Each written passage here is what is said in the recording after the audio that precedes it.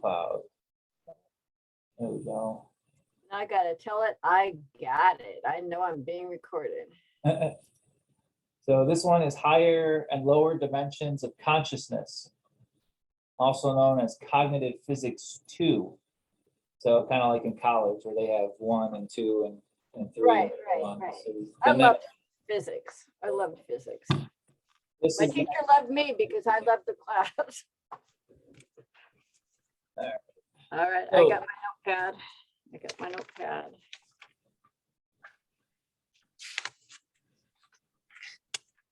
All right, you ready for me to start? I'm ready. Okay, here goes.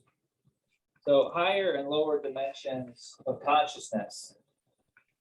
Now, I always start with these titles, and then I have to kind of go back and set the definitions for them. So today's not going to be any different.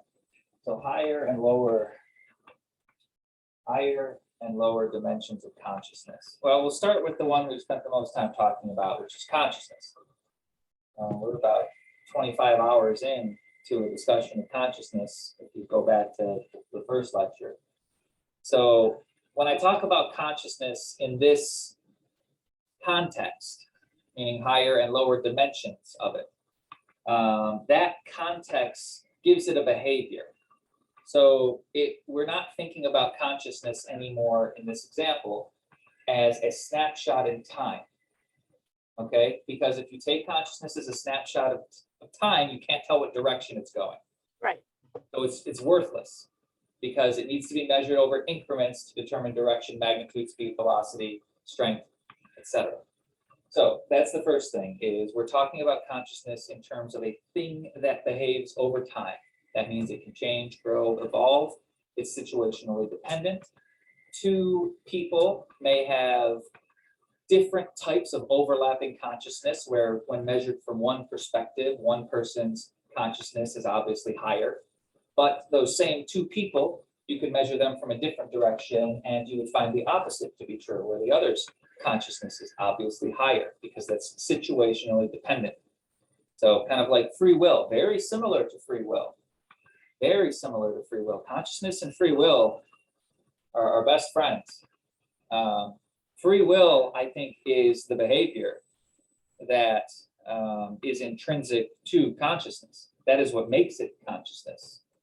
We'll go more into that in different lectures, but for now, if you want to look at higher and lower dimensions of consciousness, we could also use higher and lower dimensions of free will as a stand-in for that, and you wouldn't miss the bulk of the meaning. I use consciousness rather than free will because I think consciousness is a little bit more accurate. Consciousness has a more lifelike behavior than free will. Like free will is a defining characteristic of consciousness, like the heart. But a heart does not make a conscious being. So you need other things. You need the virtues and vices and then data and memory and all this other crap that makes consciousness what it is. So higher and lower dimensions of consciousness, where it's similar to the concept of higher and lower amounts of free will, that is to say that one person can have a consciousness that is so much larger than another that it completely engulfs it. That there is 0 points of data that are included in the smaller one that are not included in the larger one. And a great example of that would be newborn babies. They don't know anything. I know everything that baby knows. And if I sit next to that baby for that baby's entire life, and I have electrodes hooked up to my body that let me feel what that baby's feeling, and I have my grown-up brain, and that baby has its baby brain, I would be able to control that baby's waking life from minute to end just using my advanced knowledge of what that baby's experiencing as it grows up. It wouldn't know. I would. And I would be able, so that's kind of where you can see differences in consciousness easily, is newborns. That's a brand new consciousness. It's just learning things. It's got all the tools of the brain. What's up? We can get into the conspiracy theories now. Because the analogy you just gave about newborn babies is how it works. A lot of people feel like from birth we don't know the truth anymore. So, that analogy you gave just leads into a nice big old tangent to come back to on the rewatch. I would say yes and no, and I'll throw my own spin on that before I move on. The only reason I think that's true is because so many people forget to balance what they know with the fact that they really don't know much of anything compared to everything there is to know.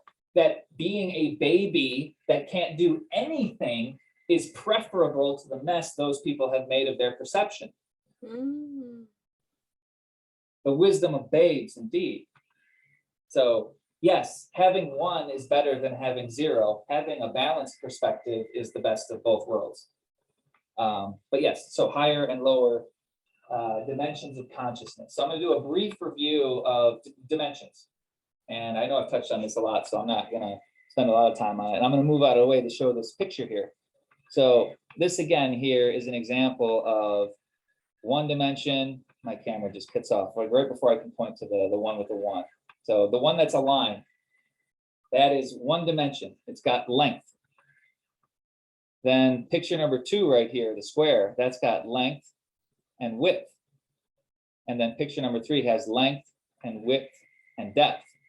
And then picture number 4 is a 4th dimensional object that we can't visualize with our 3-dimensional brains, but that's a 2D representation of it. So this 4th dimensional object doesn't take up any more room in the 3-dimensional world than this cube.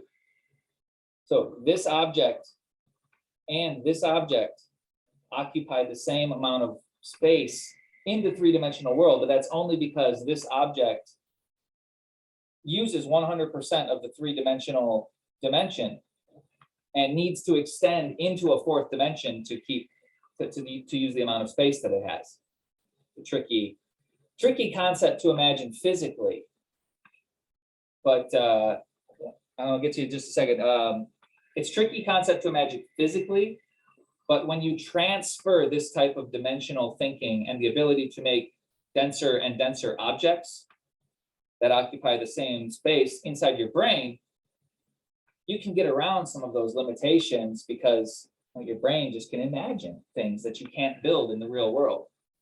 And you become limited by your imagination, which can insert whatever impossible nonsense you want as a placeholder that just does the magic doodad that gets through the part that's not relevant, that lets you explore the thing you're trying to understand. If there's still a question, I can take that now. Did I get it? Well, I was just gonna say that I went through a lot of YouTube videos and stuff looking at tesseracts and other 4-dimensional representations and models and moving models, the box that folds in on itself and unfolds and things like that. Cool. Yeah, and that really helped me to understand that 4th dimensional imagery representation occupying the same space and all that stuff. So if you want to go deeper, and I'm not going to need to cover this for what I'm talking about today, but I'll just throw that out there as a bit of trivia for people who are interested in this sort of thing. I haven't personally experienced this. It is on my bucket list, some sort of shamanistic experience where you take a form of DMT. All right, so I'm talking about DMT in the sense that people who take it visually see 2-dimensional and 3-dimensional representations of higher dimensional shapes. And if you want to know why that happens, it's because that stuff somehow, some way, I don't know how, people don't know how yet, unlocks your brain's ability to use all of the 11 dimensions it can work in. So our brains have the physical capacity to operate at 11 dimensions. I haven't met very many people who do that. But the difference between a 2-dimensional brain and a 3-dimensional brain is huge. And the difference between a 3-dimensional brain and a 4th dimensional brain is an order of magnitude huge, more than 3. Yeah, that's not a very scientific way to explain it, but it makes. I've got a good one for that. Go ahead. I just watched the video today about the difference in a million and a billion. Because There a you lot of go. people don't a lot of people don't understand the difference in a million and a billion because they're just big numbers. And that's Right. kind of like the same thing, 3 to 4 or from dimensions, which is a million seconds is like less than a week, I think, maybe 6 days, while a billion seconds is like 32 years or Yeah. something like that. That's a good way to explain it. And then 100,000 seconds and 1,000 seconds. And then if you're a one-dimensional thinking creature, well, then you've just got 1 second because you just have one point and it's the only point you can make.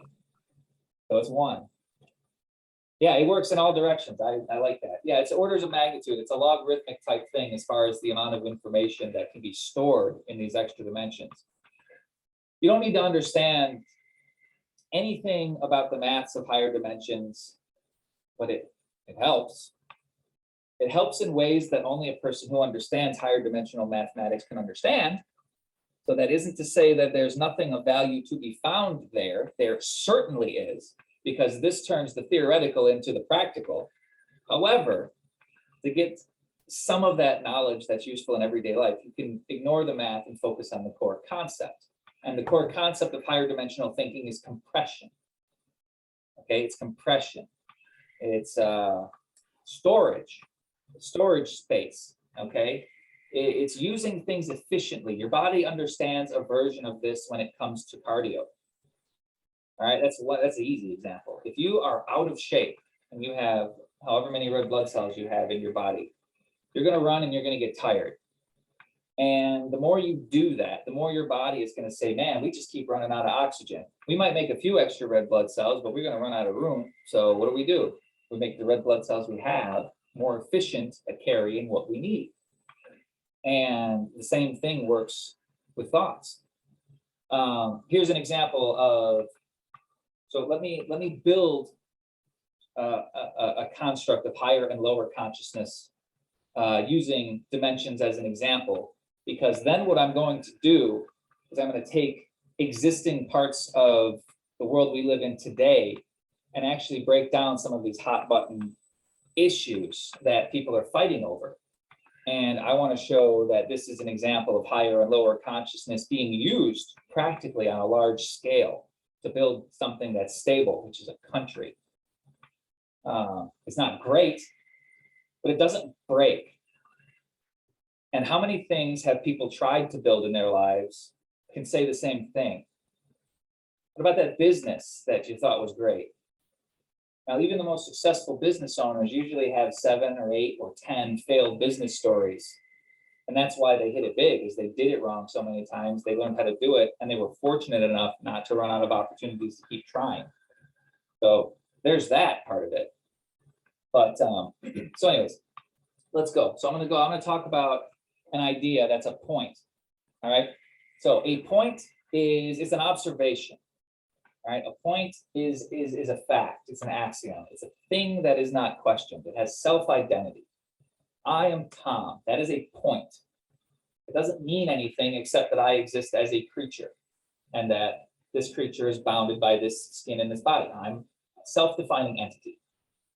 So you can do that with facts, and that's what facts are. So let's say I want to understand, let's say I have a small goal. I want to understand humanity, and I can only use points to do that.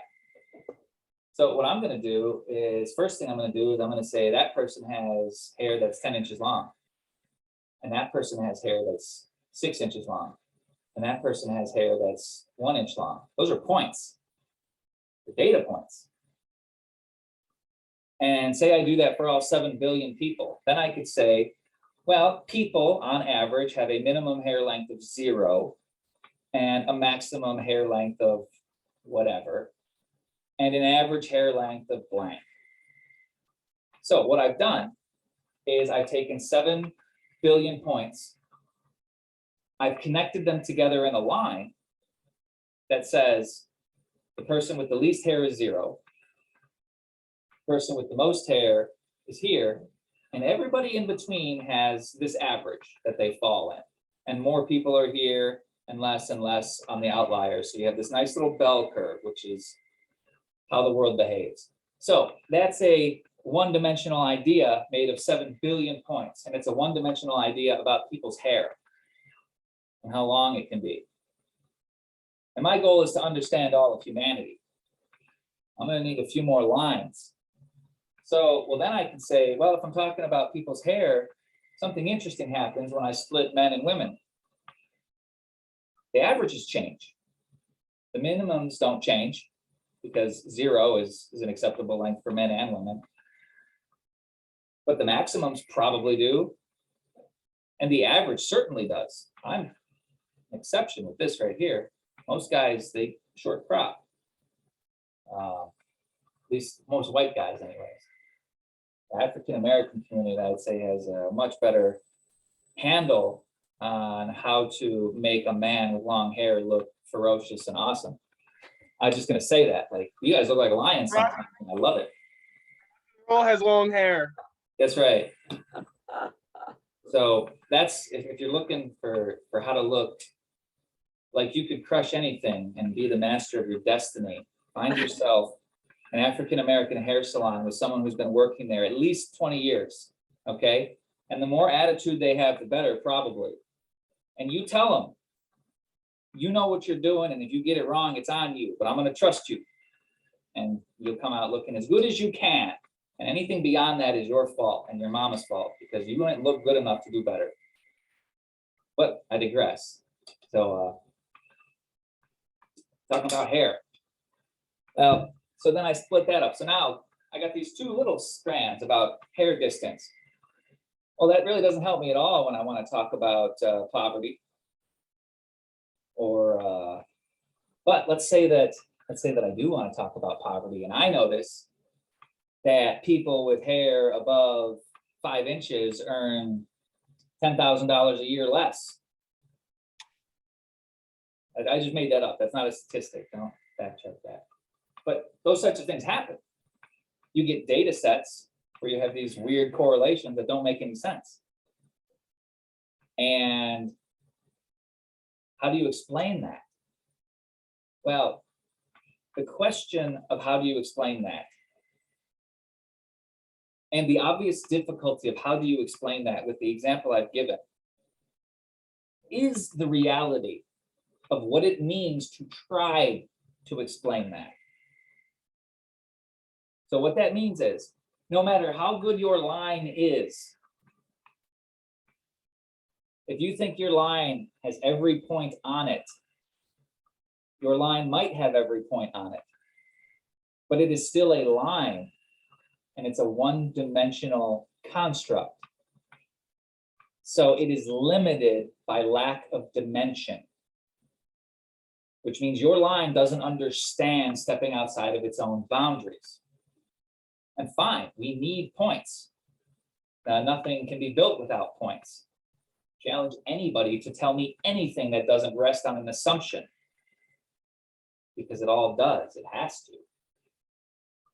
There is something there somewhere. And that's the nature of consciousness. That's a trick question. It's like saying, how many humans are born without brains? Now, they're not really humans if they're born without brains. They're not even born. They're not alive. So it's like it's an impossibility at that point. So you have to have points to construct reality, because free will is made up of the decision between one side or the other of a single point. So it needs a thing to measure. So how free will gets better at that is not by making sharper measurements, because think about that. The knife of free will is big enough to cut the universe in half. But that's all it does. At least that's all it does at one time. It decides either or, this, that, better, worse, more, less. So it's not enough. You can't cut the universe in half enough times to make your point the only point that's left. And that's what you see people try to do when they argue. And that's an example of a smaller consciousness punching up. And I hate to frame it that way, but that's what it is. It is a thing that only sees a single point that tries to make everything come to that point. When you have somebody else, so that's a point. Now, let's say that I want to use a better example than that one. So I've got my one-dimensional thought, my two-dimensional, my three-dimensional thought. So let's say that I have a concept about free will, and that's the one we talked about here. Like, say one of our lectures become these points. So I make a point that free will is a unit of measurement that can change between people and situations. And I spent a long time building that idea. And that idea all compresses to a single point, but it's not a point that hasn't been mapped from many directions. So it is not a point that exists on its own. It is a series of lines that I've constructed around this hypothetical point that all run through it.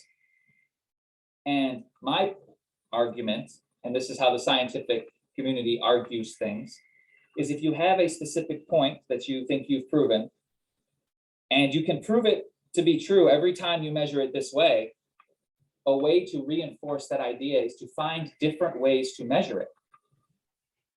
Because if it is really what it claims to be, it will measure the same every time in one way, shape, or form. So that is one of the ways that you can start to perform shortcuts when it comes to consciousness, is by doing your homework and becoming a nerd when it comes to ideas of what higher consciousness is. So I'm here looking at free will. I understand free will as this complex unit of measurement that changes subjectively from moment to moment between individuals and circumstances. And I have this other person that tells me, well, free will, we either have it or we don't, because if God knows what I'm going to do, I don't have any free will. So that is a difference in dimensions of consciousness. That person understands free will as a single thing that doesn't change. I understand free will as a spectrum that can change from situation. And when I lay it out this way, it seems to work in all of those different situations. So when somebody comes to me and says, Tom, you just don't know what you're talking about. You can't understand that. Why do you act like you know? Well, when you tell me we either have free will or we don't, I've been told what the limits of that conversation are very clearly because I've ran into those limits. I've questioned them, challenged them, and explored them. And then because I have an autistic brain, every time I went a small step past it, I attacked that point from 30 directions because I'm afraid to trust anything that I can't prove from 30 different directions, number one. And I just have high anxiety about the reality I can trust. And that's everybody, but I've really got the screws put to me on that one. So for me, it's obsessive. And that's why you get guys like me who think about higher dimensional mathematics and how it does seem to apply to consciousness, and they're crazy enough to design experiments when I could be out on the beach driving a jet ski, or I don't know, using my knowledge of whatever to make corporate connections and have people pay me because I say the right words to them. That would be a thing I could do easily. It's already happening to some degree. Even if I don't want it to, I'll take their money, and I'll even provide them a service that they don't have, but they don't realize that service is a lot less about whatever I would put in charge of and a lot more about fixing these little insanities that happen around the office, like some sort of groundskeeping algae eater on a company fish tank. So the point is having awareness of where your consciousness is in the moment is valuable, very valuable. And the people who do it the best are the ones who succeed the most because they see more. So let's talk about that idea then, the free will idea. So that doesn't just apply to free will. Let's talk about depression. That's a good one. Someone would say depression is, I just feel sad. You do just feel sad, so you're not wrong. The point that you have given is inside the bubble of what makes depression true. That bubble's a hell of a lot bigger than you just feel sad. Parts of that bubble usually revolve around some version of I need to stop feeling sorry for myself about this specific thing, stop feeling guilty about feelings I have by accident, Learn that the present moment is all I have, the past is in my memories, and that the more I think about what happened to me and what I'm not doing, the more I'll reinforce that and create this self-fulfilling prophecy that will follow me to my grave because I'm the only one mentally keeping it alive. That's a different definition of depression. And it covers a lot more ground. And I can tell you, I don't have depression anymore, and I'm not on medication anymore. I can tell you my wife doesn't have depression anymore, and she's not on medication anymore. Why?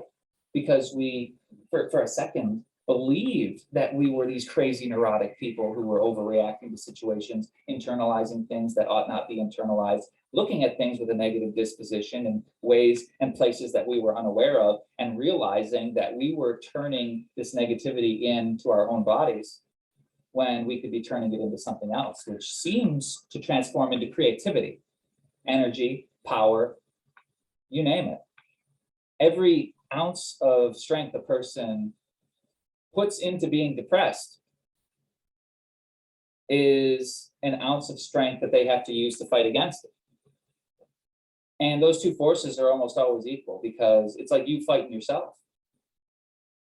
So the point is, when you figure out how you're fighting yourself and you learn how to stop, then you can start helping yourself. So instead of having almost zero power, you gain full power. So that's an increase of orders of magnitude by 2. Okay, so you are not twice as strong when you stop fighting yourself. That's bad math. You are 100 times as strong when you stop fighting yourself. Because if you fight yourself and you are as strong as yourself, you get 0. If you help yourself and you are as strong as yourself, you get 100. That is the percentage of you that you get. So, or a different way to say is, if you're depressed, 100% of you is working against you instead of for you. Then you could say it's a 200% increase, which is the same thing as going from, anyway, the point is, that's the difference in perspective on depression from a higher dimension of consciousness and a lower dimension of consciousness. Now, that's the 2-dimensional view. We could take that up to the 3rd-dimensional view of consciousness. So yeah, all of that stuff is true, and that person figures out their life and how it applies to them, but it's still all very specific, isn't it? Yeah, oh, it's that guy at work that you can't patch things up with, or that thing that happened when you were a kid that just plays on repeat in your mind, and you don't even realize it's tainting all of your perception towards a percentage of the population that makes you an asshole to them without realizing it. And then they're an asshole back to you because people are very good at realizing when people are assholes to them. And so you get this constant influx of negativity that you don't realize is really being sent out by you. And it's just coming back to you because nobody wants it. So that is the gift that you can't give away, which is negativity. It always finds you. So that person is fine. But what about all of people with depression? Okay, well, there's another way to understand depression. Depression is your subconscious mind weaponizing itself against you because you're going to die if you don't change yourself. And I don't mean physically. Your consciousness is going to die. It has a survival mechanism. It would rather torture you than die. Why? Because pain triggers evolution. It always has. Pain, death, survival, want, need, that triggers evolution. Deadpool? What? Deadpool? That was in Deadpool. That's all over. Yeah, that was in the movie Deadpool. They put him in the oxygen chamber. They shot him up with the serum that if he got stressed out enough, it would give him superpowers and made him feel like he was going to die. You can see that, like cases of extreme duress. You can see this even on behalf of another person, the moms who lift the cars. You know, they can't lift cars. And maybe there was another guy standing next to him, but both of them were deadlifting who knows how much, and it's still superhuman. But the point is it's only good for that much time. So when we're talking about survival mechanisms of the subconscious mind, your body is the vessel for your mind. Your body is not your mind. You could lose an arm or a leg, and you still are a person. You're the same person. You might be depressed that you lost an arm and a leg, in which case you'll have to figure out how to stop putting that negativity of the past into the world and having it come back around you in self-defeating ways. Fine. But you're still a person. You don't lose capacity of mind by losing parts of your body. Some of your parts of your body, anyways. You could lose access to your senses. That's different. That's different. Like, you could say that you lose parts of your mind by losing your hand because you lose the sensation of tactile touch with that hand. And it's true, you can't interact with the world that way anymore. So you could say that your potential is limited by what happens to your body, and that's true. It's true in every direction. If you go to the gym and get stronger, your physical potential increases. If you listen to rock music too loud for too many years, your potential to listen goes down. If you're born lucky, you might have 20/15 vision, and you can see a little bit further away than everyone else. If you're born a little bit unlucky, maybe you can't hear or see. Well, you can touch and taste. And your mind can do anything it can to touch and taste. But it's limited by what it can input. So sensory input is not your mind. It's not your consciousness. It's a mechanism your mind and consciousness uses to educate itself. But it's not the thing which does the education. That's a different process. And that's the process we're focusing on right now. So how does all that tie to the next step above depression? Well, if I say that my subconscious mind recognizes my self-defeating patterns better than I can and tries to tell me this is the case by making me stressed, by making me feel confrontational or challenged every time something comes up that points to that failing, my body will break before my subconscious will get tired of teaching me that lesson. And there's a reason for that. It's because if you don't learn that lesson, your consciousness dies, or at least its potential dies. It stops growing, which means it starts dying because of entropy. If something doesn't grow, it gets weaker as it goes on. That's everything that exists, period, including protons. The most stable objects in the universe. They believe, physicists believe, that given enough time, even the protons will break down because of entropy and become smaller particles. So if your consciousness stops growing, your subconscious recognizes the entropy tax as real and says, I am dying, because it is. If it's not growing, it is dying because of entropy.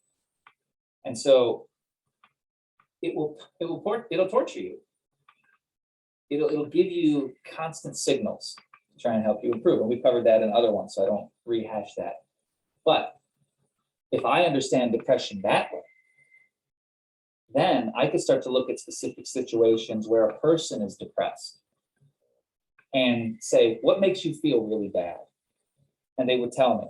And I would say, what else makes you feel really bad? And they would tell me. And then because they're in depression, they're thinking about why that makes them feel bad in terms of why it should make them feel bad.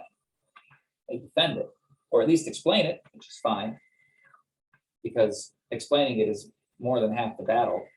But the real key happens when a person can separate the moments of sadness and depression from the overall pattern that their subconscious is showing them every time they get that way.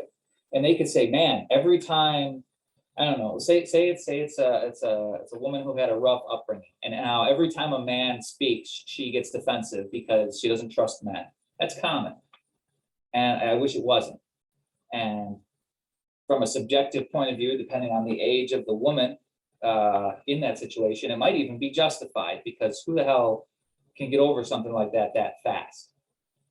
Now, if that happened to you when you were 7 or 8 and you're in your 30s, I think you've used up that grace period of getting over trauma and becoming a functional adult who doesn't take their crap out on other people. But some people need more time than others, and some people die that way. So it's not for me to say one way or the other where a person should and shouldn't be at a point in their life, because if I'm being the most generous I can possibly be with why a person hasn't done that, the most generous example I can give is they're not able to do it. Because factually, that's true. They just point to where it happens and say they weren't able to do it. And I don't need to go any further than that, because everybody's life points in a different direction. So if you're not worried about where your own is going, you're going to watch a lot of other people's lives do things that you don't think they should. And you're going to get to the end of yours and realize you didn't do anything with it except judge what other people should have done. Oh, that's normal. Great. At least you stayed out of the way. You didn't make it worse. You were a drain on the resources of everybody, including yourself. Like, you didn't use your potential. But hey, I don't use all my potential. Nobody uses all their potential. You can't. There's too many. We have too much potential to use it all. We lack resources. We lack time. We lack, etc. Our free will gives us so much unlimited potential that we do have to pick and choose when to use it. I would say never is a bad time to pick for how much you want to use your potential. But that's the difference between higher and lower types of consciousness. Here's a tricky one. So you get to tricky little examples when it comes to higher and lower consciousness. So these are called single point solutions. And the reason they're called single point solutions is they are very specific examples where, say, a two-dimensional object, a two-dimensional thought will touch a three-dimensional thought, and they're both at the edge. Okay? So like this dot here is the same dot as this one. Okay, so there is some, and even the dot connecting it. So say this whole back square is even the same. So you have this one square here, and you have this one square here. So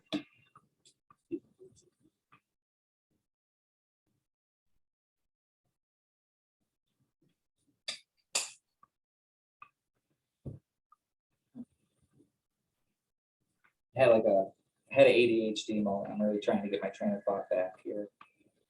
Tony, you have a pretty good memory. Could you give me the last thing I said before I started trailed off? All right, so we were talking about planes of consciousnesses. We said that we can have a 2D thought meet a 3D thought, or we were examining where the points were going in reference shapes and. Got it. So you have these single point solutions where ideas connect and they're the same point. So that could be where a person has one part right and none of it else right. And because they have one part right and they know it's right, they think they've got it all right. And the easiest example, because I'm lazy, is to use last week's lecture as an example. If God exists, then I don't have free will. I showed after about an hour how that is one solution on an equation that explains free will a lot better. But it's a valid solution. So it becomes the difference between, it's not either or, which is what the lower dimensional construct sees, and it becomes yes and, which is what the higher dimensional construct sees. Think about it. How can you learn more if you're choosing to divide something you already know? Oh, that's a trick question. Kind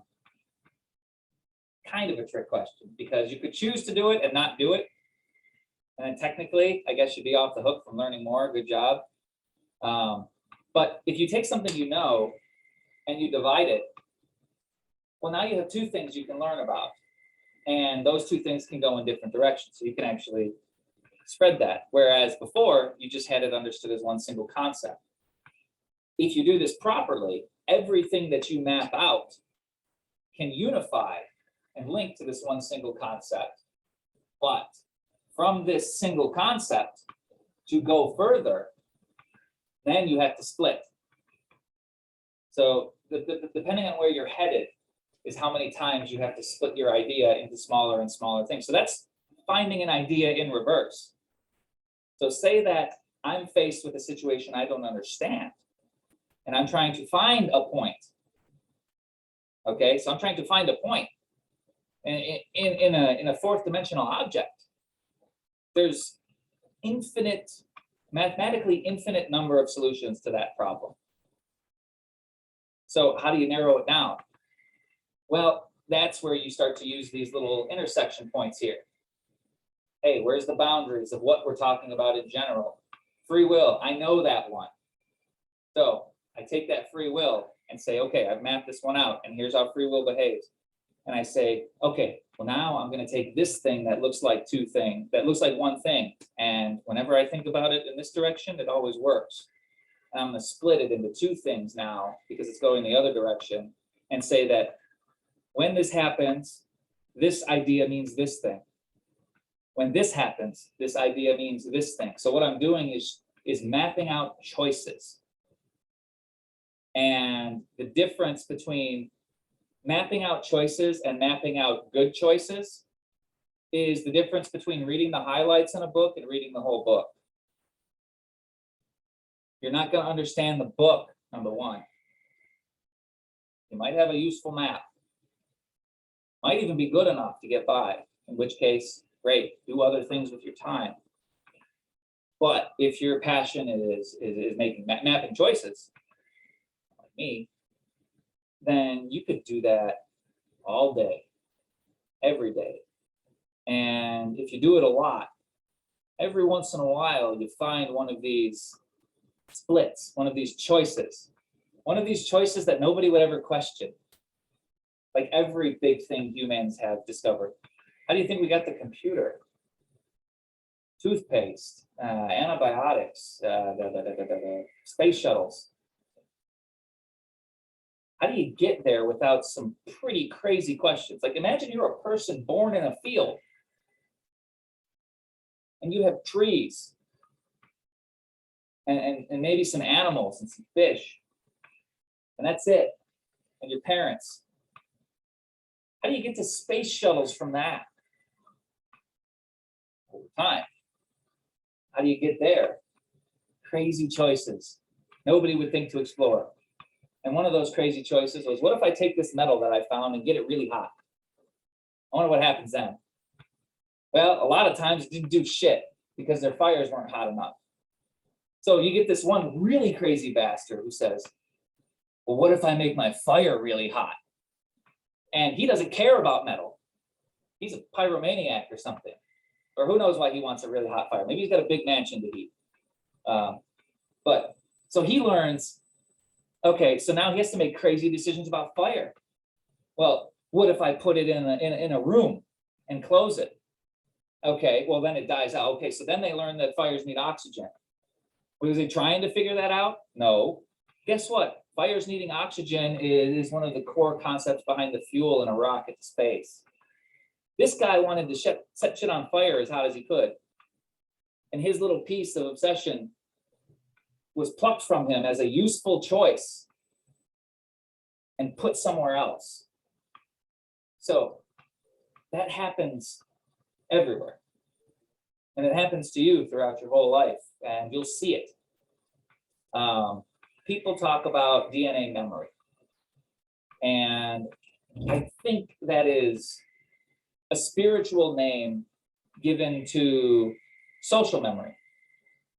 What I mean by that is, and I've covered this in a different episode,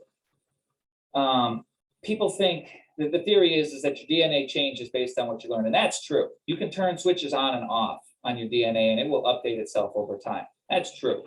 There's zero proof that when you die, your memories carry over.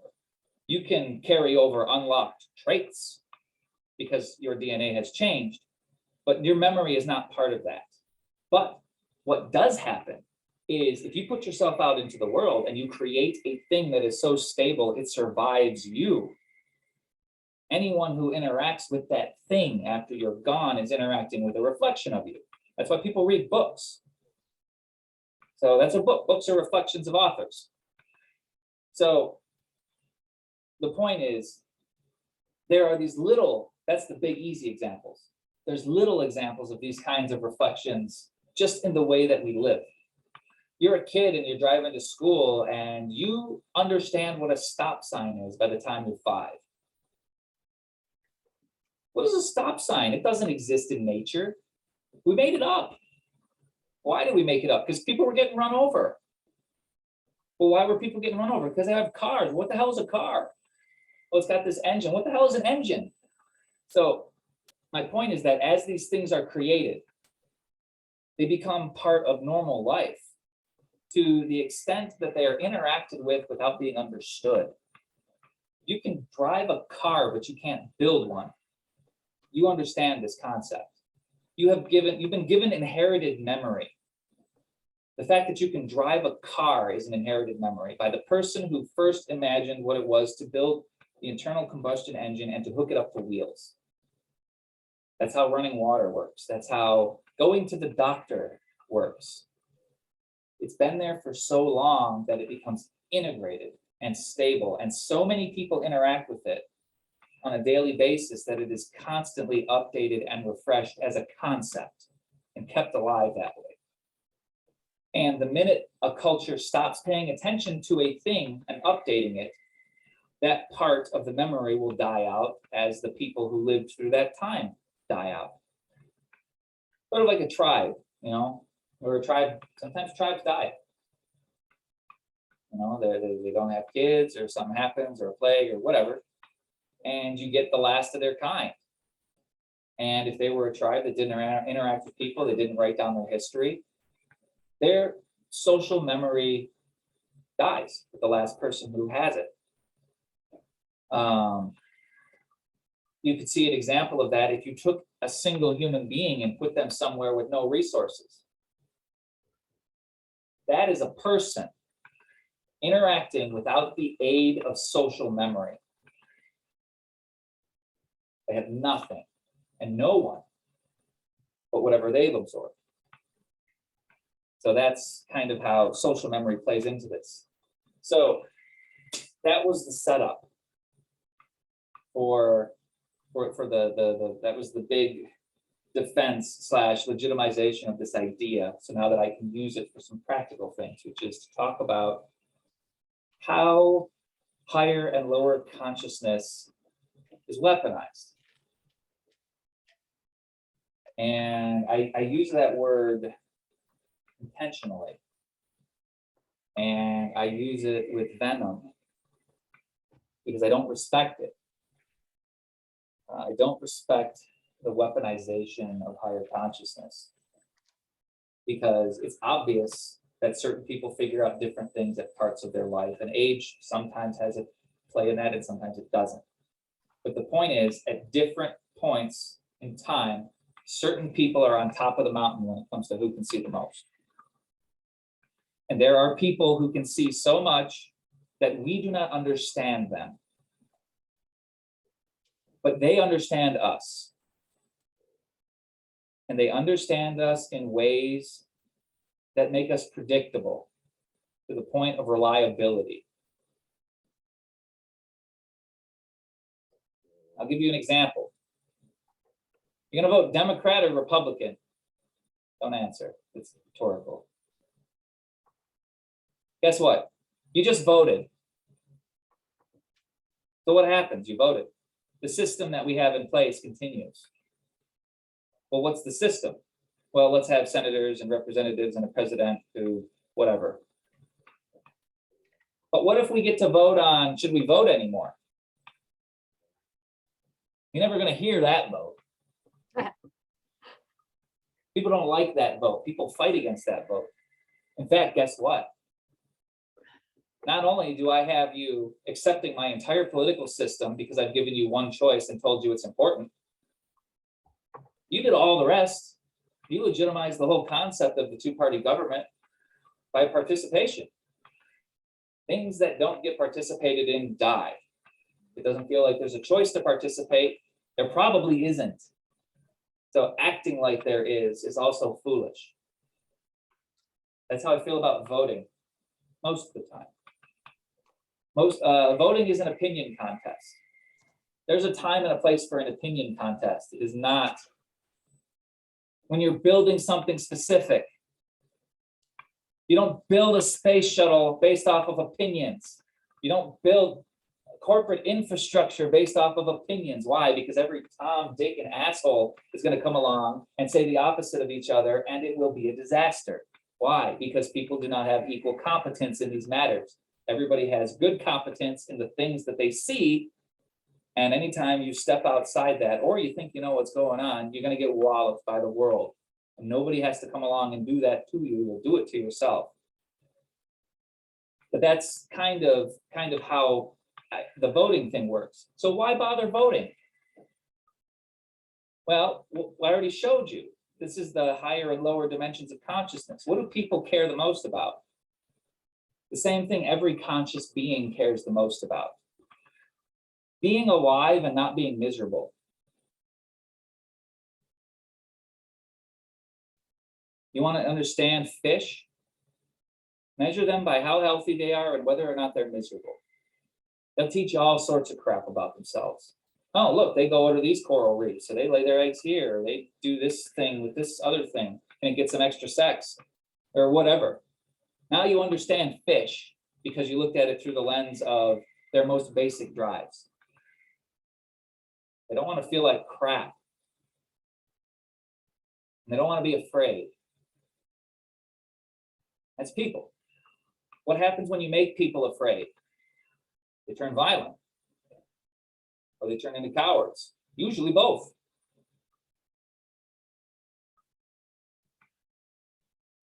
So I kind of changed gears pretty fast there, because that's what weaponized consciousness does. You don't know it's happening. Cannot say that hard enough. You do not know it's happening because you don't have the dimensional perspective yet. You can learn it's happening. You can find other people who've seen it happen and steal their notes.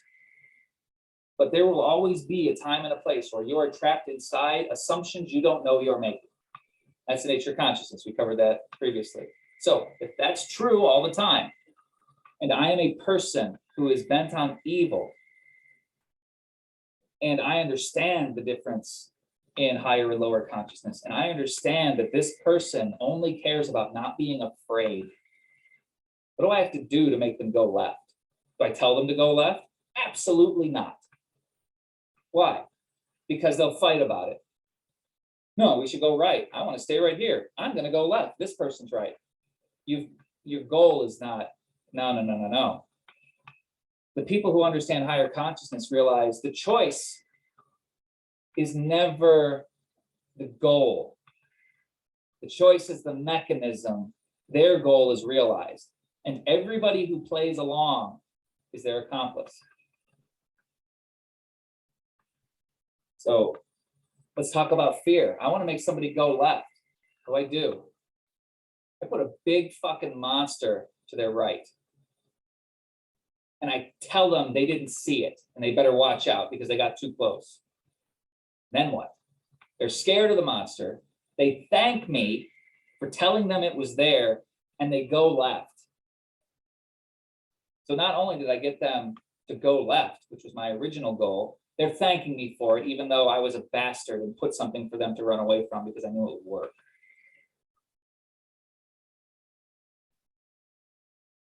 Better get your vaccine shot.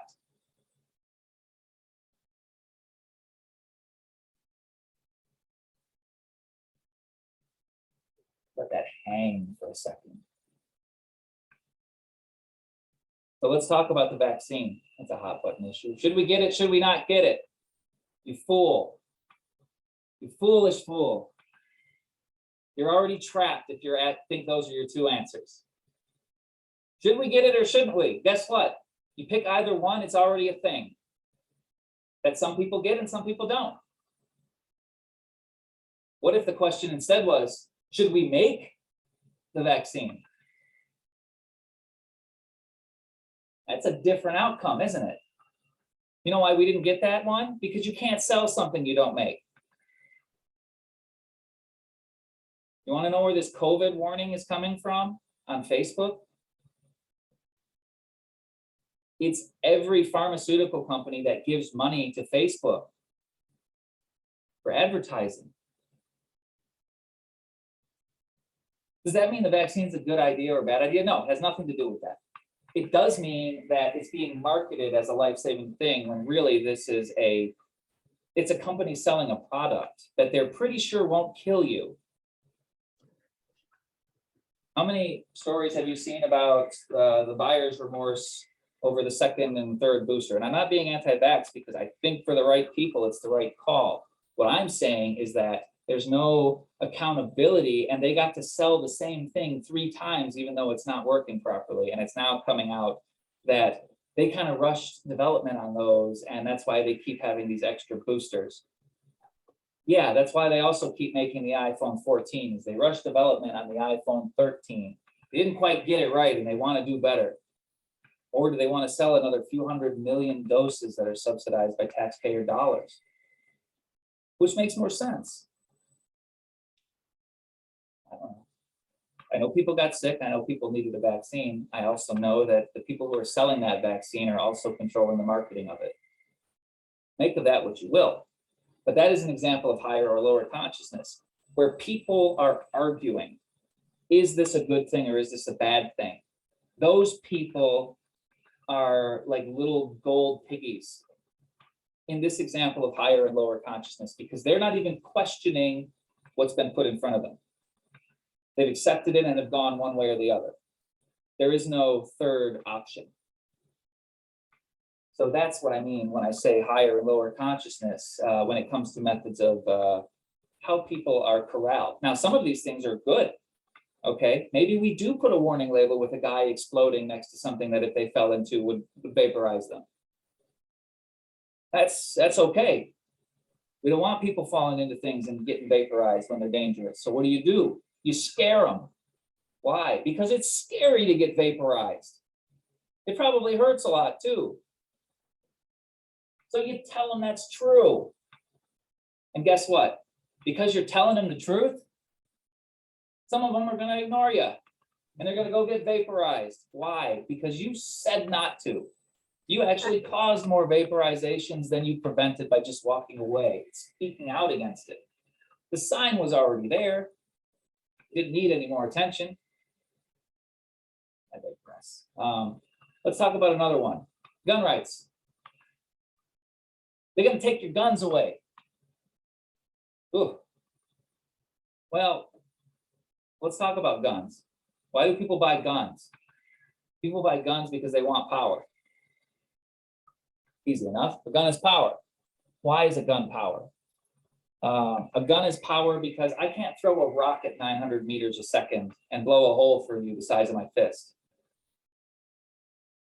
I could punch you. If I got really lucky and hit you in just the right spot, it might kill you.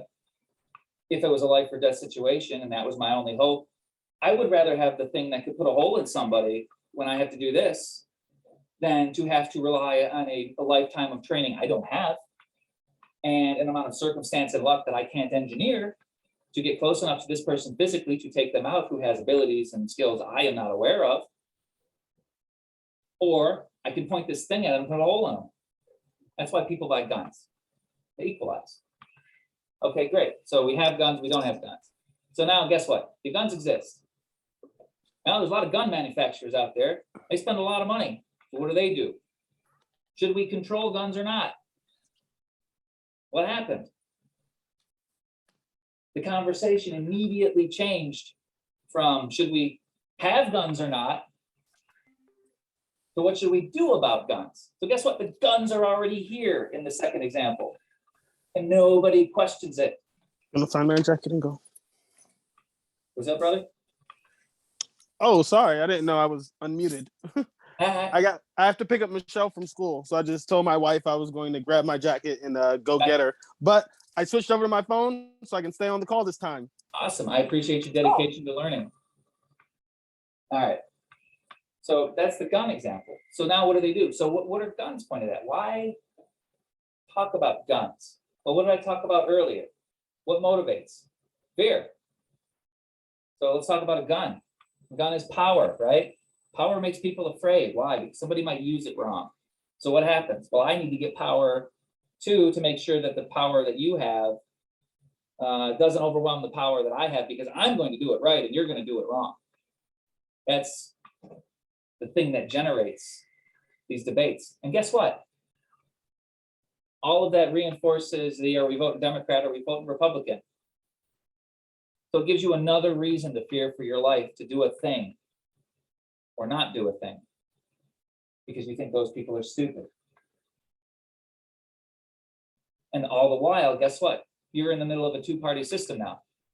And you've not only have you participated by voting, you've participated by taking a stand on a sub-issue. So you've fed that system twice with interaction and validation. And that's if you're only voting. If you're going on Facebook and debating about those votes, oh boy, you are the free advertisement of a lifetime for this system. It's so important. And maybe it is. The system is important. How you feel about it in the moment is not important at all. Not at all, not one bit. It changes nothing. Your votes change nothing except the name of the letter in front of whoever is representing you. And what you think that change goes as far as how limited you think the money that reaches those people is. So the more limited the money is that reaches our representatives, the more our votes matter. But we fed into that system by voting. What would happen if there was an election and no votes? Wow. Yeah. Nobody asks that question. Why? Because every other question has been engineered to make that question heresy. Yep. Because then what? Oh, so you think we should be under Hitler? That's the response to take away your votes. Those people, I guess, have never seen a successful period of peace under a monarchy. But all of that aside, we're voting. So either way, I don't care. I'm in a system, I'm trapped in it. There's 7 billion people in the world, and however many millions, hundreds of millions of those people are in the country that I live in. It doesn't matter how I feel about voting. It doesn't matter how you feel about voting. It's not going anywhere.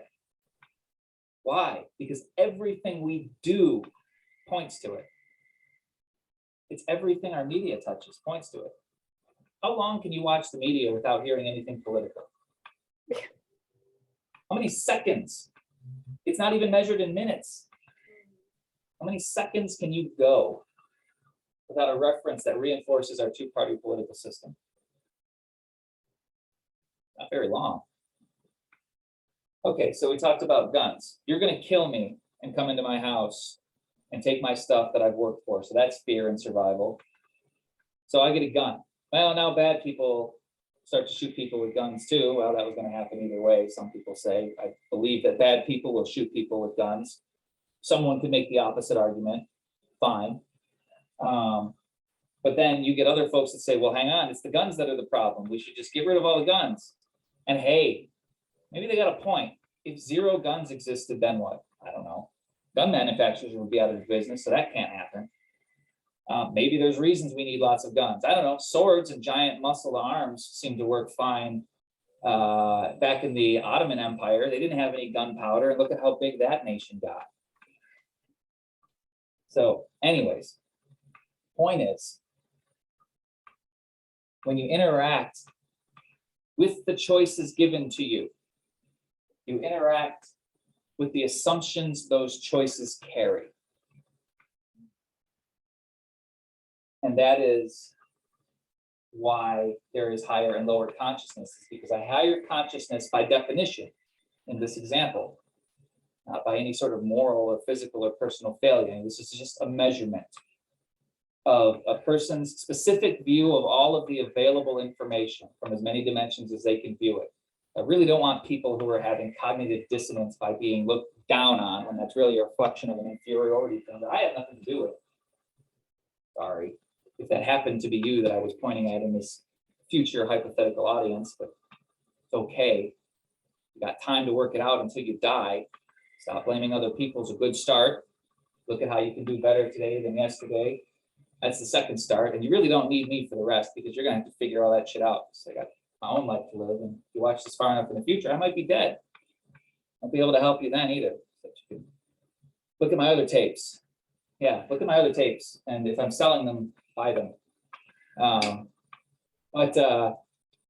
So now so that's guns. Let's talk about, here's a good one. Let's talk about abortion. How do you make people hate each other over abortion? So we talked about fear. Let's talk about anger. Let's talk about the fight mechanic. So fear is the flight mechanism. So now we're going to talk to the fight mechanism.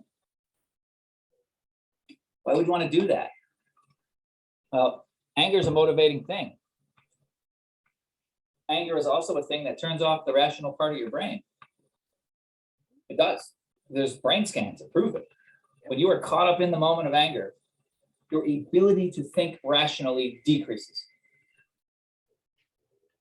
Different people can learn how to navigate that differently, but you don't find very many calm and centered people being arrested and tased after a bar fight. You don't find too many calm and centered people holding up liquor stores. These people are mad about something. Mad enough to get a gun and hold up a liquor store. Maybe they feel like they don't have a choice. They're probably not too happy about that either. That's one example of anger. But anger, cognitive dissonance is a low form of anger. All right. If anger is throwing up, cognitive dissonance is belching. All right. Just, And if you hit somebody with it too many times in a row, they're going and then they'll throw up all over you because they get sick of your shit. So don't put cognitive dissonance in people on purpose. It's not kind, it's despicable. The reason, this is a personal topic for me, so I don't have an unbiased perspective when it comes to this specific thing. When it comes to the topic of cognitive dissonance. Cognitive dissonance diminishes rational thinking. Cognitive dissonance diminishes a person's free will because it limits what they can see. It reduces it. They can only see what they're upset about and not everything around it. It's a focusing agent.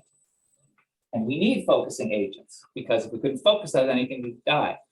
And as someone who has pretty severe ADHD, I can tell you that a lack of focus gets in my way all the time, to the point where I've had to structure my life around a lack of focus so that I can have projects where I can pick them up and put them down at a moment's notice and rotate around like this some sort of weird Rube Goldberg human that somehow builds these parallel projects at the same time. Why? Because I can't focus on any one of them at one time.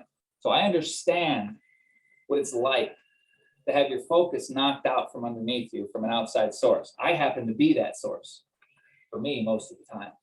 But that also means it's very much easier for people to do that to me, or it used to be. So the reason I feel so strongly about intentionally creating cognitive dissonance to get people to do what you want them to is using methods that restrict free will in ways that destroy it.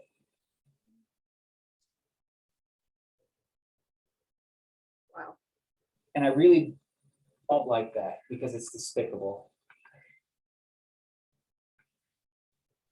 Because you want to sell shots at X amount of dollars per shot,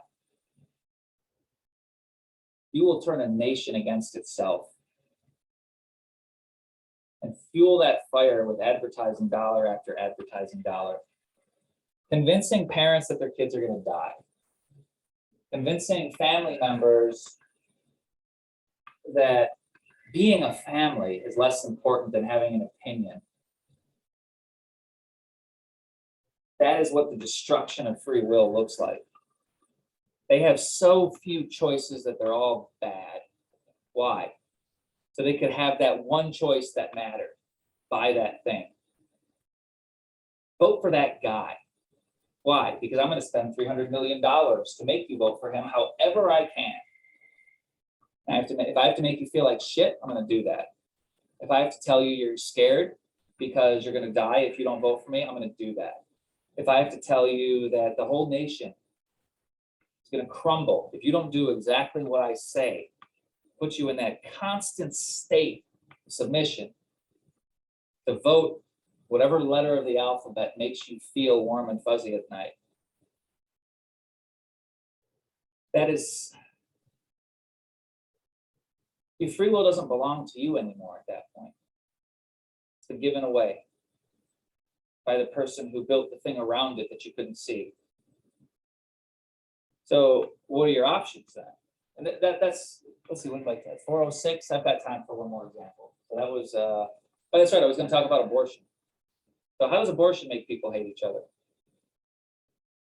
So we talked about anger. Anger is a motivating force. And if you give something people to be angry about, they will let you tell them what to do about it. Why? Because they have a point and no direction. Right, exactly. We talked about that at the beginning. You have the direction. The person who engineered the choice to create the point has the direction. All choices have direction by the one who's asking them, unless they are very specifically set up to avoid that. Which means if you have a question and you don't understand where it's coming from, you will answer it in ways that will make no sense to the person who asked it. Why? Because it could be coming from a billion directions. It's a point. Points don't exist as ideas. They're just facts. They need direction to have meaning. But if you don't assume that, you're told the point is the meaning. And it might be. If somebody only thinks about that point, it could be a one-dimensional construct, but it only means things in one dimension. It doesn't mean anything big. It's an example next to a bunch of other examples that could do the same thing. So if you care about the example, you'll choose either or this or that, yes or no. If you are above that, then you map it. What happens if I say yes? What happens if I say no? What happens if I say maybe? What happens if I take 30% of this and 20% of that? What happens if I add this thing that nobody thought of? That's a higher dimensional consciousness. So where is that going to help you? That'll help you if you're being creative. Where's that going to hurt you? That's going to hurt you if somebody's trying to tell you something very specific and they don't know how.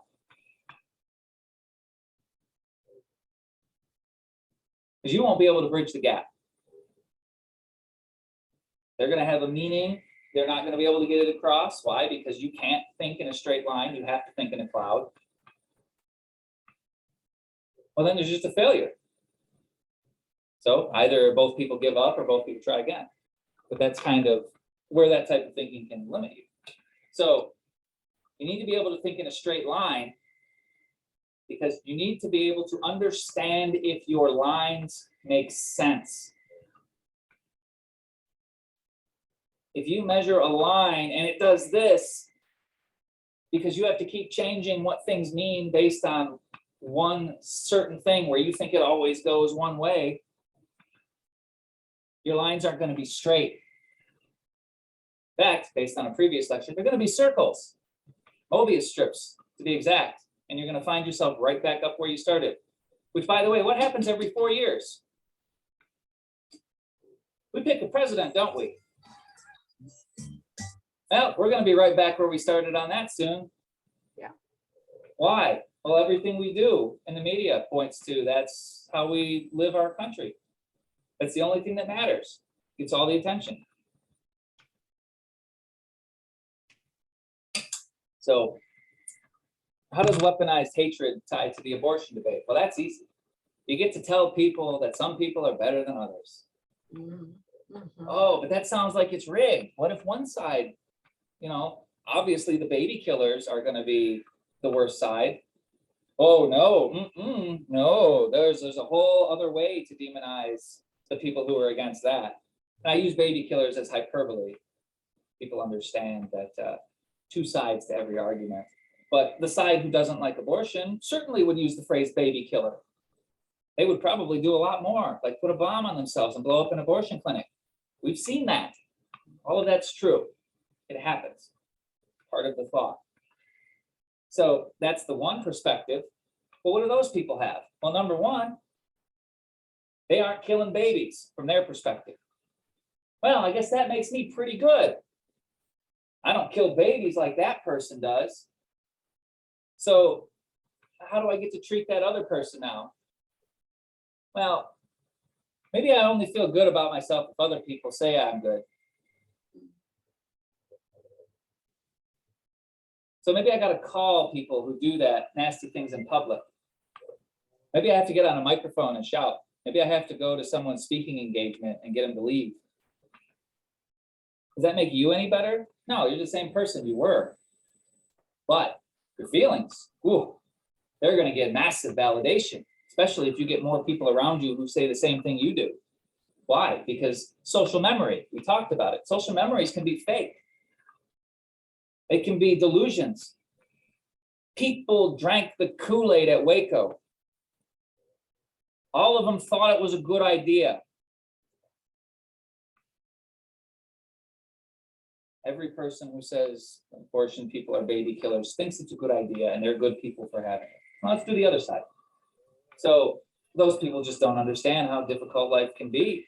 They don't understand the complexity of creating human life. They don't understand that it's an enormous strain on the physical, financial, and temporal resources of a human being for at least the next 18 years.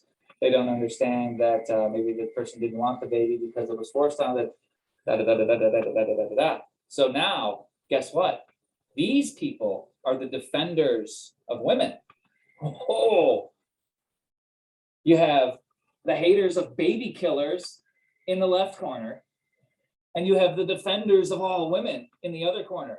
Well, guess what happens while you two are fighting over that and some buildings are getting blown up? You're voting on it. It doesn't matter. It's chum in the water. Why? Because people like to feel good. They like to feel like they fought and did something. They like to feel like they matter. Hey, I like to feel like I matter. But I don't think that feeling comes from a bunch of people standing around me yelling.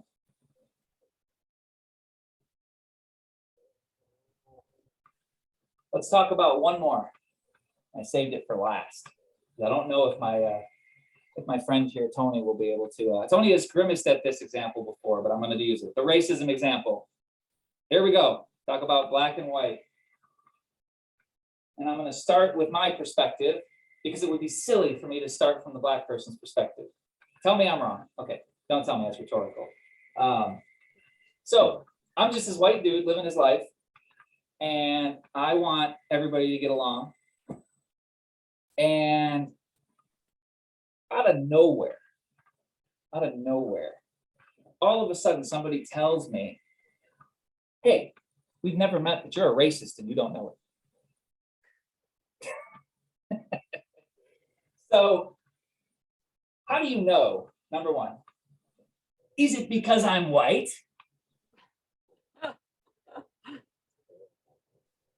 Should I answer? I'm letting it hang for dramatic effect. So if you felt the need to reflect there, that proves my point on a subconscious level.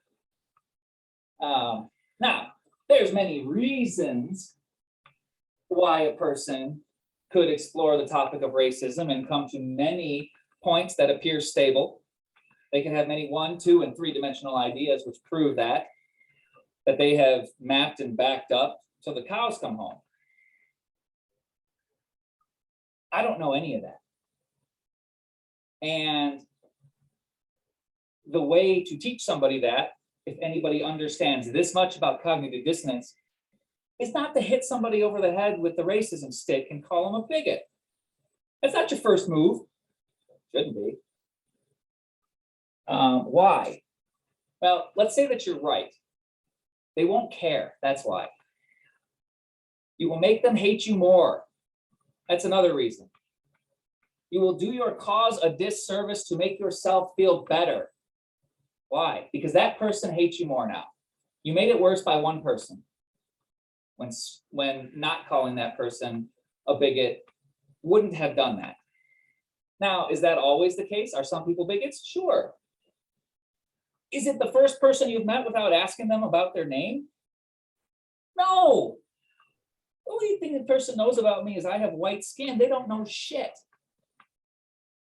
And the more they say they know, the more they prove to me that they're a racist bigot, because they're making all kinds of assumptions about me based on the color of my skin.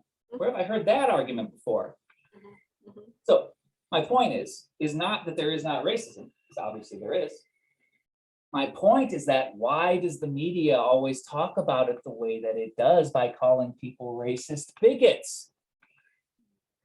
Because you fight about it when you do that. If you know that someone will fight you if you do that, and they do that in public, do you think that the government doesn't have top-level psychologists who don't understand large-scale cognitive dissonance? They couldn't afford it. I understand it. You understand it on a person-to-person level. Everybody understands that if you want somebody to listen to you, you don't open with an insult. Or you do strategically. If it's in good humor, right?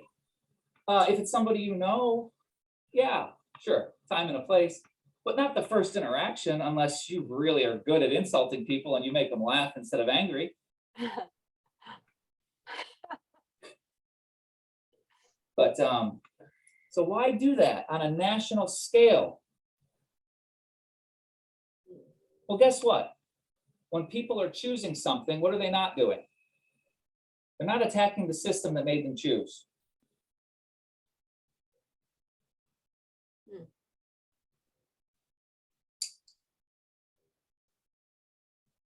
So that's kind of how I see that with the whole racism debate. If people wanted racism to get fixed, you would see nationalized extended broadcasts of therapy sessions between Black and white people talking about how they're more alike than they are different. You would carpet bomb the nation with that for 20 years, like we do our presidents, and racism would be gone. Why don't we want that? I want that. Why doesn't the country want that? Because that's a destabilizing force. Why? Well, the two-party system doesn't work if everybody votes for one party all the time. It needs to be gridlocked to sustain itself. It was built into the Constitution. It's not supposed to move fast to do very much. But what happens if Black people and white people don't split the vote anymore on racial lines because they sorted the differences out? Two-party system collapses. Yeah. The two-party system is fueled by racism. At least the way people vote now. That could change in the future.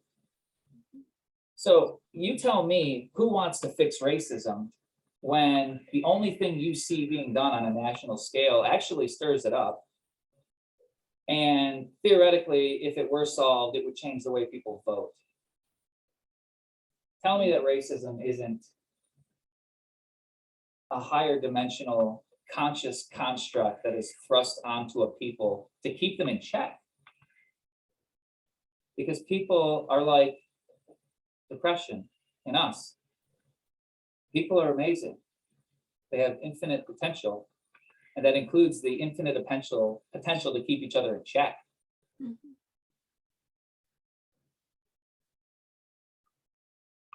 So when people talk to me about racism, and they say, well, Tom, you're a closet racist because you don't understand the life of this, that, and the other thing. Number one, they don't know what I've read. Number two, they don't know the rooms I've been in, the conversations I've had, or the people I've talked to, which are not rooms, friends, and conversations that the average white person normally would say that they've had, been, said, or done. All of that aside, true or false doesn't matter. When they talk to me about racism in that context, that shows me a separation of consciousness between higher and lower. And again, not a moral judgment, just a perspective. They see racism as a fight on the ground to be won and lost They do not see it as a system that is dropped from the top down to let us interact with so that it keeps us busy. Because to see that is to see through that. And there is a lot of money spent on generating cognitive dissonance that reduces rational thinking for people to spot that. Why do you think they keep putting those stories on the news every few months about one dude getting shot? You know how many people get shot every day? Do you know how many people in Brazil get shot every day? Most of those people are black. Black and South American, and there's all next people down there. 60,000 people a year are murdered in Brazil. That's more than almost every country on the world added together. Why the fuck aren't we talking about Brazil? That's why I tell you why. Because that doesn't keep the two-party system in power. I mean, they're spending our money on that. That's Brazil. We don't care about Brazil. We care about America. What's good for America? Now, some good old-fashioned, marketable, predictable racism that keeps enough people voting Democrat, keeps enough people voting Republican, keeps everybody buying guns, keeps everybody buying pharmaceuticals, and we live our lives thinking that we mattered, that we had choices, that we did things that weren't put there for us to do. There's side quests in a video game you did not choose to play, but you did take the quest. I'm going to go be an activist against blank. Now, that was always an option. In fact, look at all this stuff we made for you to do it. Here's your gear. Here's some signs. Here's some locations. Here's the issues. Here's what you're going to say. Here's where you're going to go. Here's the people you're going to harass. Here's how you're going to vote. Here's the products you're going to buy. And if you do all of those things, you're a good activist. Pat you on the head, tell you you did good. You know what's free? Words. You know what's free? You did a good job standing up for what you believed in. Doesn't matter that what you believed in didn't change. Doesn't matter that you didn't do anything to further your cause, but you tried. Well, did you? Did you try everything? Did you try challenging the choices you had? Or whatever hot button issue had you trapped? That's not how the side quest works. In fact, if you do that, you get kicked out of the club. Oh, no. You can't say that and be a good Democrat. No way. You can't see that and be a good Republican. You can't say that and be a good white person. You can't say that and be a good black person. You get kicked out for challenging it. There's enormous social pressure to play your part in the game. Where do you think that comes from? Magic? Does it make sense that if you feel enormous pressure to do something you don't understand and it's coming at you from all social directions, that it's probably been put there by someone? It's not magic. It doesn't come from nothing. Sometimes it might just be nothing. I'm not a conspiracy nut. But I am knowledgeable enough to know that the phrase conspiracy theory was invented by the CIA to discredit people who were whistleblowing. It's a sexy way to discredit, it's a sexy way to insult people. So people don't question it. It gives you everything you need to make somebody worse than you. Conspiracy theory. Well, that doesn't sound that great on its own. Conspiracy theorist. That's way different. That puts a person in a box and makes them irrelevant. That's the you need to go away box we have. You're a conspiracy theorist. Well, say that you're building a box with conspiracy theories in it.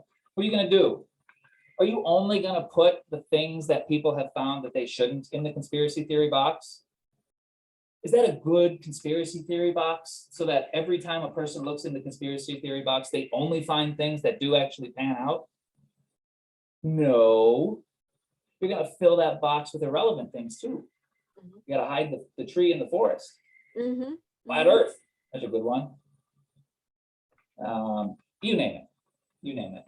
And then guess what? The ones that are actually true, that are almost too unbelievable, those are the ones you ignore. Like, well, maybe the last election cycle was just an engineered way to sell medicine. Mm. That's a conspiracy theory. Mhm. Mhm. Oh, what are you gonna do? Tell me the earth is flat next? Well, that doesn't mean anything to put those two things next to each other. Right, right, right. Not a damn thing. But people do it. And why? Because it works. Why? Because some people's consciousness is so damn low that they've been stripped of everything that it means to have free will that they will believe anything. And when I look at systems of consciousness like this, that's when I make moral judgments. I do. Number one, because if anyone is going to make a moral judgment, it's going to be me. Because I'm the only person I know. Really know. I trust myself enough to make a moral judgment. There's a few people in this world I actually trust to make good moral judgments. People who, no matter how many times you talk to them, they just always are trying to do the right thing, try to understand. Those people are not the ones who understand if they give a choice on a nationwide scale that people will fight, and they will manufacture a choice to sell a product. Those are not ethical people. And the cost of their success is the potential of every person they suck up. So that more or less is my lecture on higher and lower consciousness, specifically with the ways that a higher perspective of information and access to information and access to the information about how systems of humans work can be created such that participation in that system creates a stable, larger system. Sort of like your heart. Okay? Your heart pumps blood. Is your blood the heart? No. Is your body the heart? No. But everything you are depends on that one thing that everything goes through. The heart of the matter, the core of things. Okay? So the core of what makes democracy work is the illusion of free will. And I'll close with this, because I think it's a choice that's going to have to be made eventually.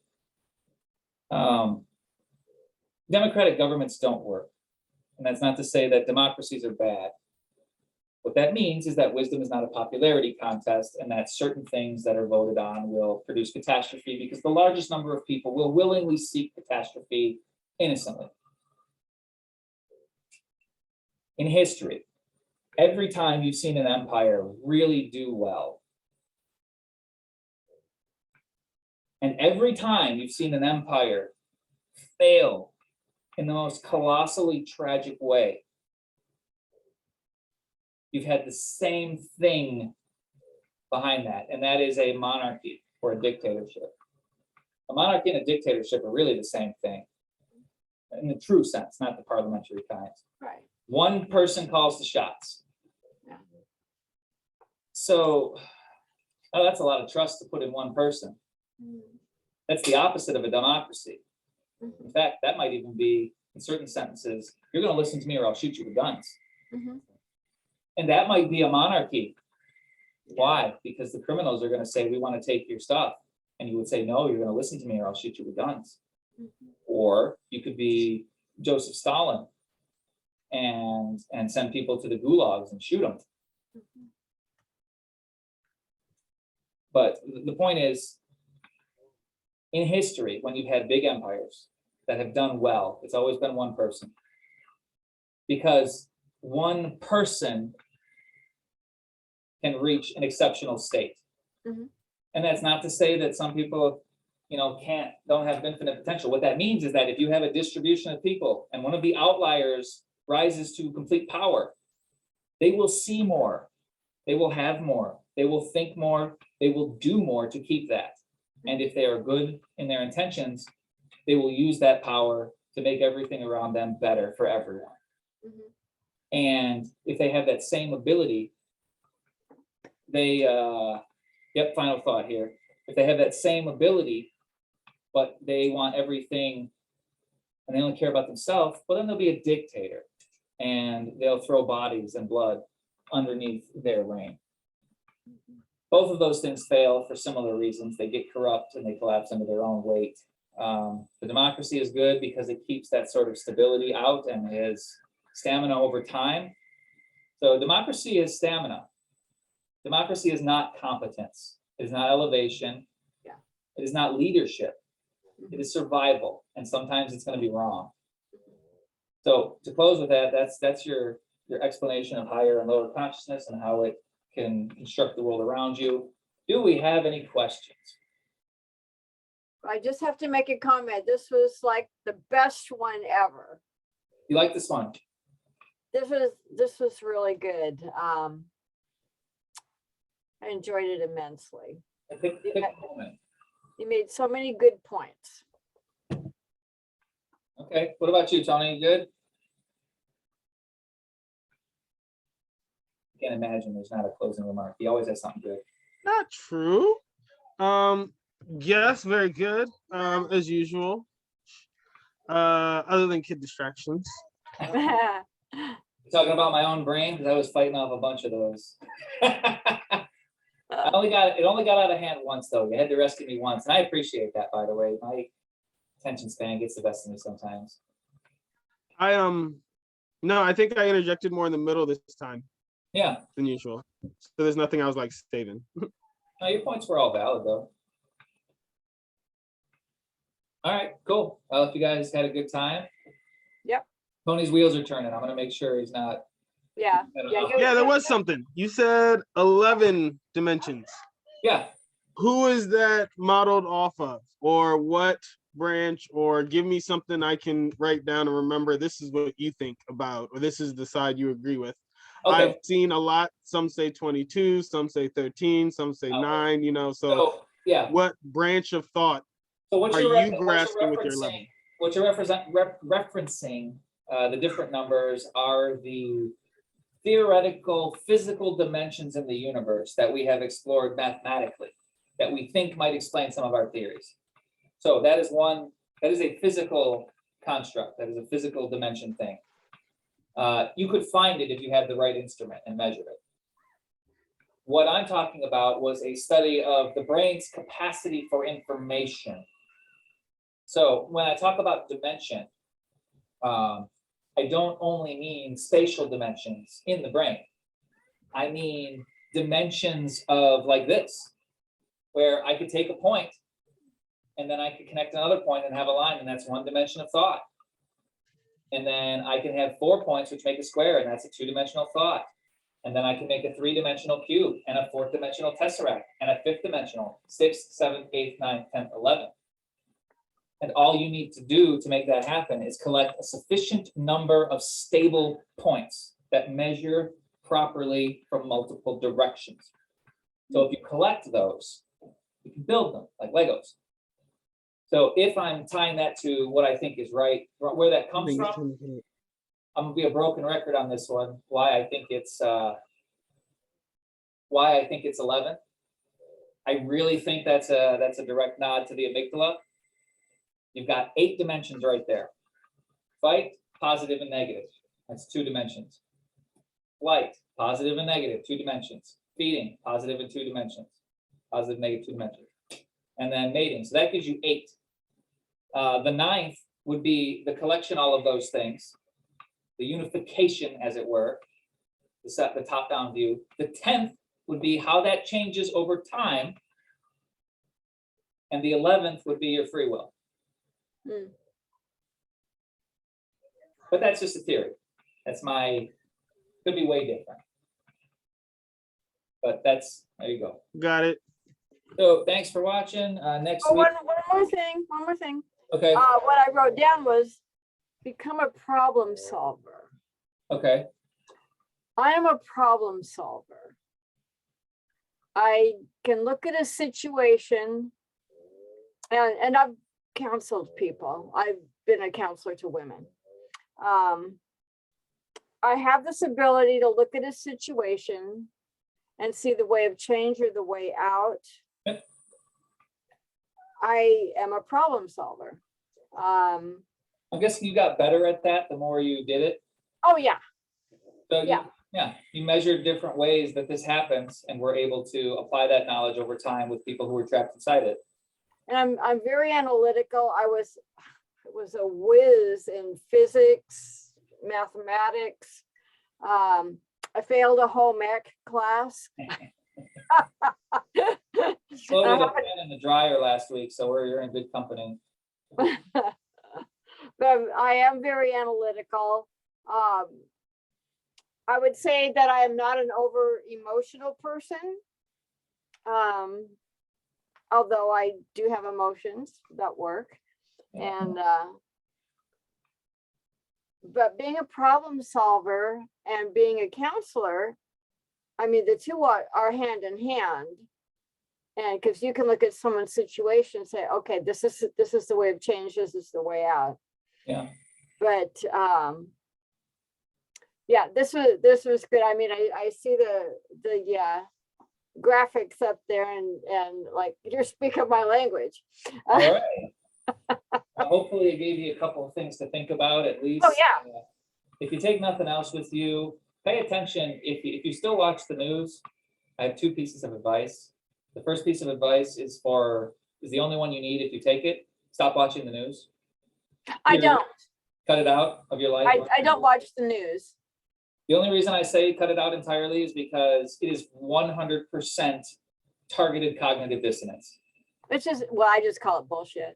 Yeah. So, It is 100% designed to interact with your core senses in ways that influence you without your knowledge. It's mental absolutely. poison. So I that's agree. number one. If you can take that advice, great. Say you need to know what's going on in the world because that's affected you multiple times in your day-to-day life.